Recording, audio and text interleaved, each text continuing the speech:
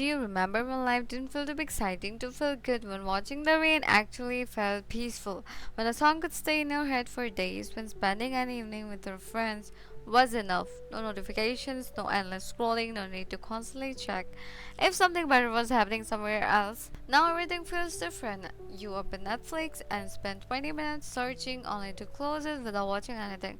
You open YouTube, watch 3 shorts, 5 TikToks, scroll Instagram, close of them, and somehow feel even more empty than before. It's strange.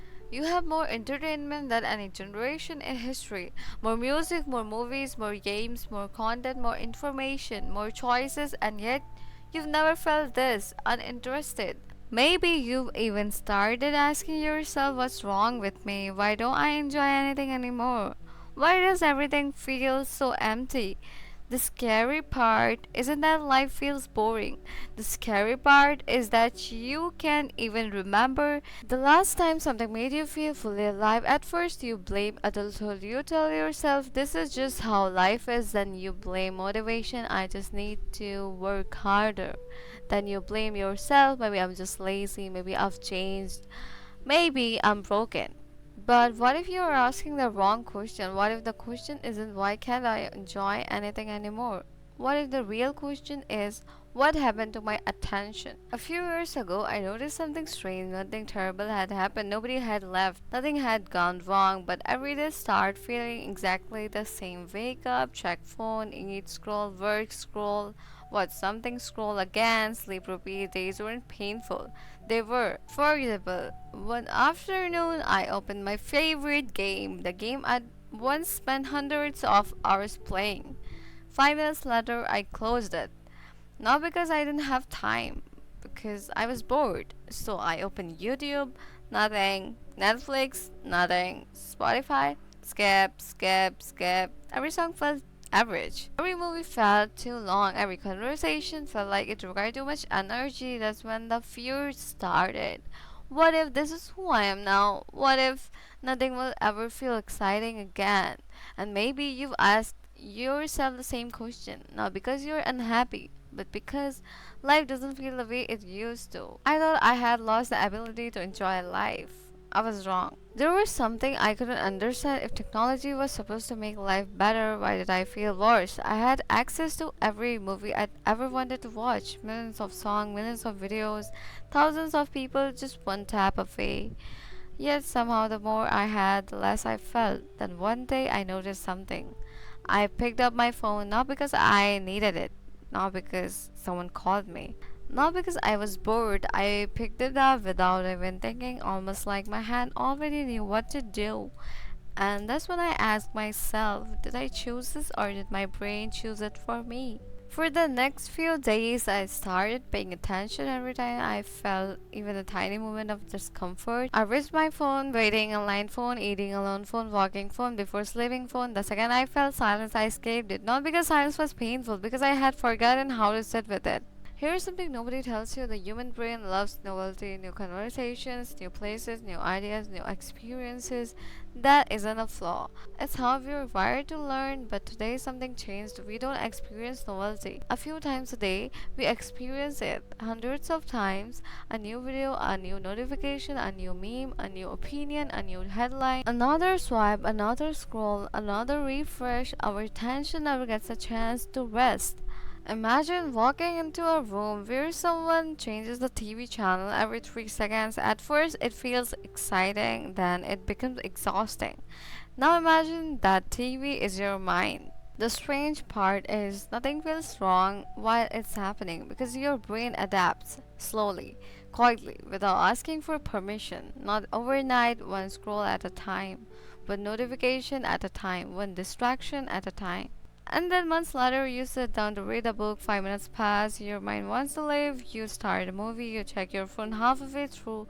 A friend is telling you something important, but part of your mind is wondering if there's something more interesting happening somewhere else.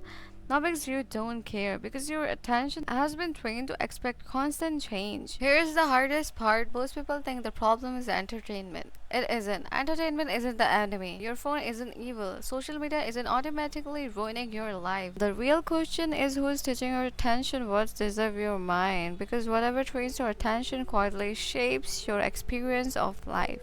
Think about it. A sunset hasn't become less beautiful, a deep conversation hasn't become less meaningful, music hasn't become worse, nature hasn't disappeared, love hasn't changed, friendship hasn't changed, the world didn't lose its beauty, your attention stopped staying long enough to notice it. And maybe that's why nothing feels exciting anymore, not because life became empty, but because your attention never stayed in one place long enough for life to reach you. But if that's true, why did we let this happen in the first place? Have you ever noticed that the happiest moment in your life usually happened when you weren't trying to be happy? Think about it. As a child, you never woke up thinking, today I need to feel happy. You just lived, you played, you laughed, you got bored, you imagined things, you talked to people, and somehow happiness found you. But somewhere along the way, everything changed without realizing it. We stopped living life and started trying to optimize it. Now everything has become a goal. Read faster, work harder, wake up earlier, be more productive, make more money, build a better body, build a personal brand, become successful before you are 30. Every part of life became another project to improve. And slowly we made one mistake. We started treating happiness like destination. Instead of an experience, then something strange happened. The more we chased happiness, the further it seemed to move away.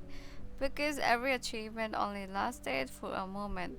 You buy the phone, a week later, it's just your phone.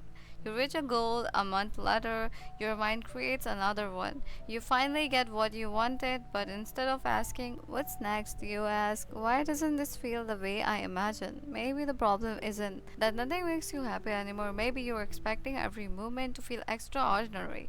An ordinary life can never win that competition. Look around: a cup of coffee, the sound of rain, a conversation with someone you trust, reading a book without checking your phone, walking outside without headphones. These moments haven't disappeared. We've just stopped being present enough to notice them. There's a reason the best memories of your life aren't usually expensive. They're specific. A random joke that made everyone laugh, a late night conversation you never planned, a sunset you weren't trying to photograph, the drive home after a perfect day. Notice something: none of those moments were optimized, none of them were designed go to viral. They happen because you were fully there.